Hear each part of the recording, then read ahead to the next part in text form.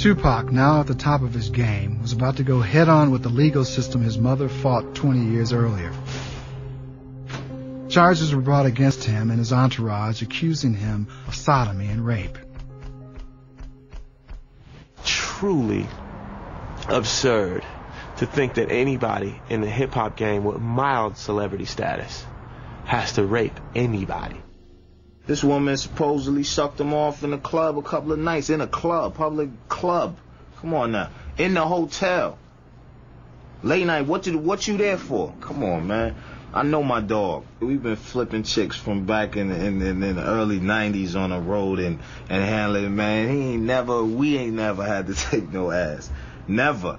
You know what I mean? We, from the door, if we going to do something, have that type party, it's from the door. It's let it be known. That's our slogan, let it be known.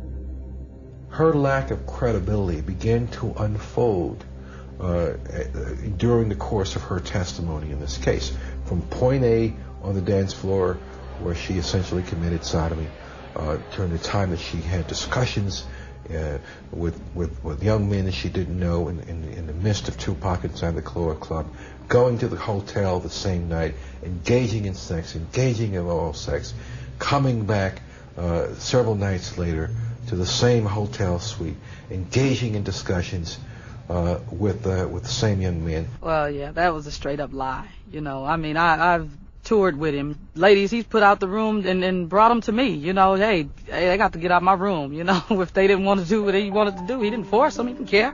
Bye. Pac called me after that happened crying. Like, Pac wasn't afraid to cry. That crushed him. You know, sometimes there's always the company you keep. People always say the company you keep, and that will be your downfall. Pac's company was his downfall. Why am I the only one in court right now? Why is the cameras all on me? And in the report, in all these charges, I didn't do nothing. I'm charged with being in concert with some guys. Well, where they at? Why me? Because I'm Tupac. No, I'm not angry at them. I'm angry at the system. I don't want nobody else to go to jail, you know what I'm saying? But I don't want to go to jail for something I didn't do. It was just crazy that he was in jail behind it. Come on now. Come on now. While out of jail on a $50,000 bail bond, Tupac was about to enter an elevator at New York's Quad recording studio to a late-night session when he was shot 5 times by apparent robbers. Everybody knows the story. Pac felt like he was set up. And we discussed that. He had his own views because he was there. Most of us were on the West Coast out here working on the Thug Life album, but him and a small crew was there. Only hours after surgery to remove bullet fragments, Tupac checked himself out of Bellevue Hospital against his doctor's orders. In a wheelchair, he returned to the courtroom where he hears the verdict. Not guilty of sodomy and rape, but guilty of sexual assault. Judge said that ever since you become a star, that you've had one problem after another problem after another problem. And because of this, I'm going to give you this sentence.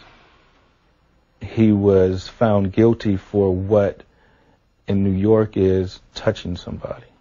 They got to shove me in the penitentiary or jail. I'm not going willingly. Pac stood up, and it's the first thing you've heard him say in like 2 weeks of court.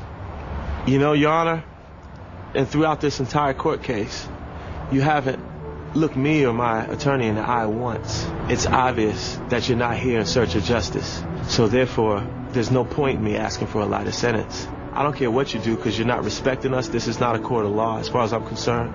No justice is being served here. And you still can't look me in the eye. And so I say, do what you want to do. Give me whatever time you want because I'm not in your hands. I'm in God's hands. Whew.